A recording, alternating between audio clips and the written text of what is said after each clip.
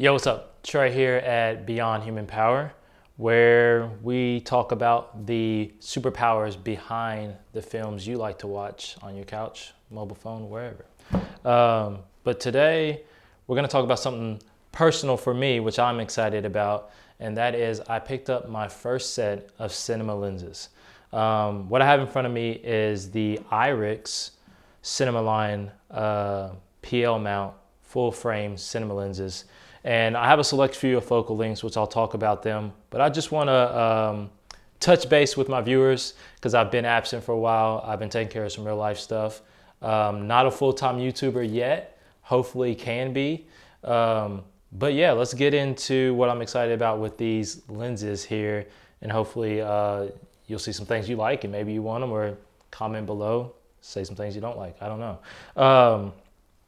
I went with the PL mount because I am actually now running the Blackmagic Cinema Camera L mount full frame. I'm excited about both of those combos. I did leave the Ronin 4D, not because of the camera. I still think that camera is a very perfect camera. It's just the brand upset me. We'll talk about that in a later video. I will touch base with that and get everybody up to speed on why I am back at Blackmagic. So yeah, I went with the PL mount of these lenses with an L mount to go on to the cinema camera. So I got this adapter off of Amazon. It's a brand that I doubt anyone even knows about. I don't even want to try to say their name, but I'll link it below. It's solid. There's no electronics in PL mounts, so we don't really need anything too high-tech and advanced. There's some $500, $700 mounts to just put these lenses on cameras. I'm pretty sure they are awesome, but this has done the job. I have not had any complaints. It's solid connection to the camera. It's a solid connection to the lenses. So I recommend this mount so far. So there's that one. But when I first got introduced to the Irix lenses, I've seen them around a little bit. And I will say, as of now, since I've gotten them, it's kind of funny. They've gotten popular on YouTube. There's some people making YouTube videos about them. And I just want to say, from my own standpoint, just be careful at the YouTubes that you let influence you. A lot of these people, a lot of the YouTubers, they get them to make, and this is more than just lenses. This is the Ronin 4D, all this other stuff. They get these for a couple of days, weeks to have some fun with and give you a very short-lived experience with them, right? So that's just my message to you all. Just know what you're taking in when you watch your certain YouTube videos, all right? So, but I picked up the 30 millimeter for my first one, and pretty awesome. I've posted some day one clips. I got some more coming up, just haven't been able to upload them, but I've had fun with this. I really like the construction of it. It's solid. It is a solid metal lens. It reminds me of the lenses that I had as I was waiting for this back order camera, which was the 7 Artisans. Sins, I think it was the Spectrums or Spectras, because they were full frame. It reminds me of those because they're such solid metal. They're heavy, they have some nice weight to them, but a lot more characteristics to go in hand with these lenses. So what you see is you got your markings on both sides of these lenses, which can come in clutch on set. And then you have T1.5. It goes to a 16 on the 30. I think the 45 to 20 and the coming 65 will be 1.5. So that's nice, super fast lens. They're full frame, 11 iris blades. And I'm not gonna get into the specifics that you can go read on the website. Just gonna tell you what I like about them, but wanted to throw that out there.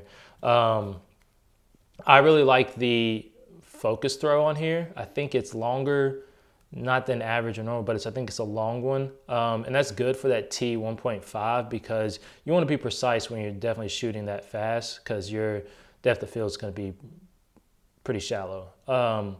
So that's nice there. And cool feature with these is that on the front of these is actually like a magnetic system. So with their in-house filters, you can put those on there, stack them because they're also magnet.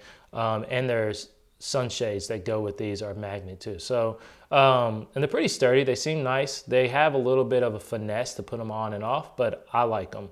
I don't have any, I just have seen them and they seem pretty solid.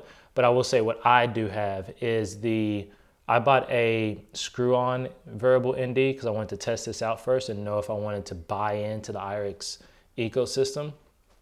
So with that said, I got a 86 millimeter, which is what this thread is.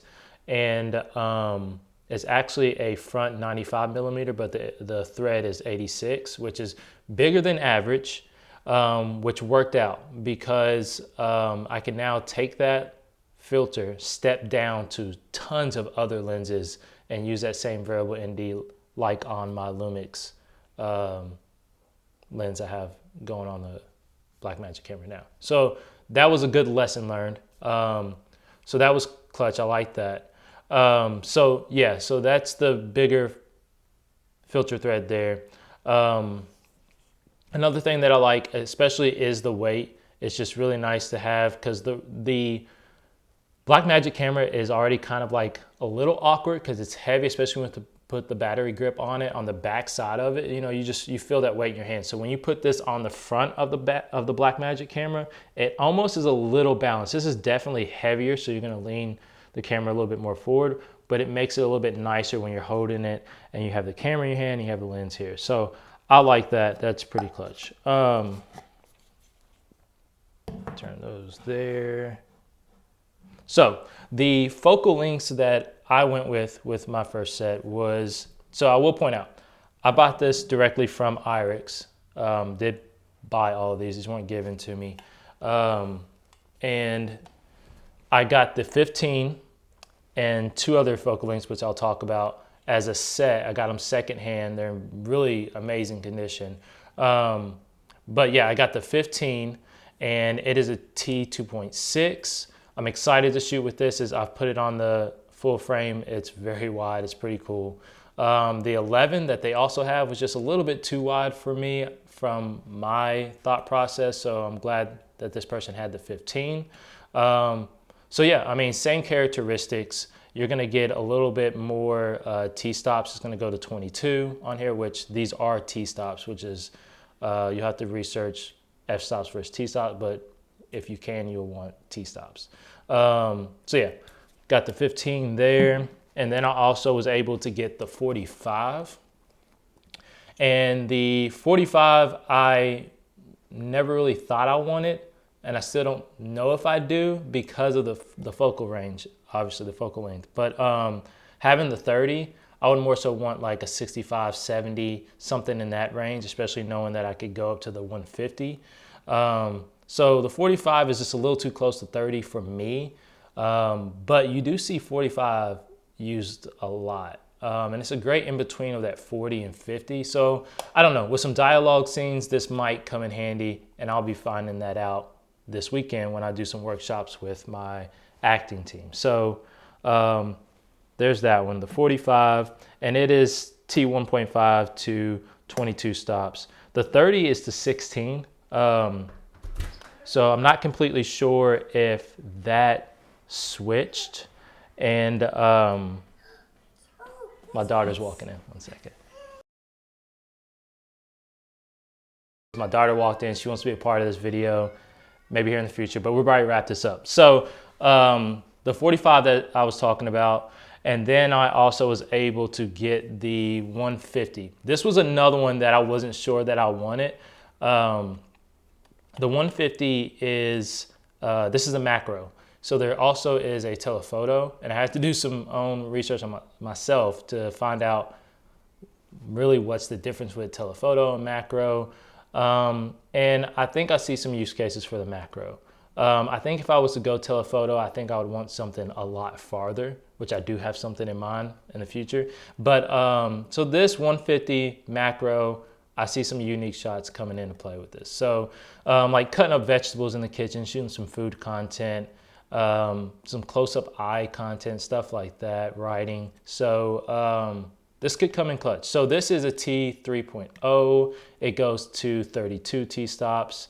And I threw it on the Blackmagic for a little bit, and it actually has a pretty cool, a pretty nice focus distance. I got pretty close to the subject I was filming at. So, but yeah, I just wanted to share the excitement of the Cine Lens set that I got, that I'm about to start pushing out some content. And on that note, I'm about to give each and single one of these lenses their own spotlight. So I'm gonna do a YouTube on each one. So comment below if there's something specific you wanna see on the wide, on the 30 and 45, probably combine those into the same because they're so close.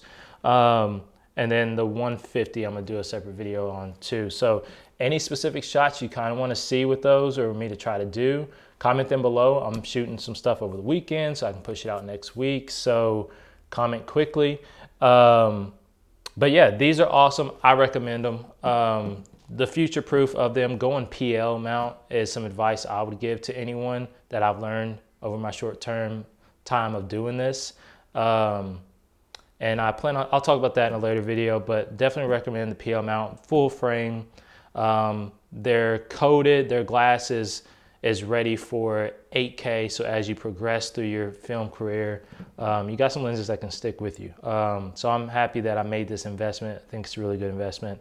And yeah, but actually on one note, one thing that I don't like about these lenses, this lens cap that I got, I guess these are like the Gen 1 lens caps. And I think a lot of people have complained and they've been able to change them. Yeah, these suck. So I'm gonna be reaching out to Irix, seeing if one, I can get a case that all of these go in and get some flat caps. Yeah, these I just don't like them. I mean, you can sit them down like that, but yeah, I don't know. I don't care for them. But so that's the Irix Lens Set, and yeah, let's get creative. Peace.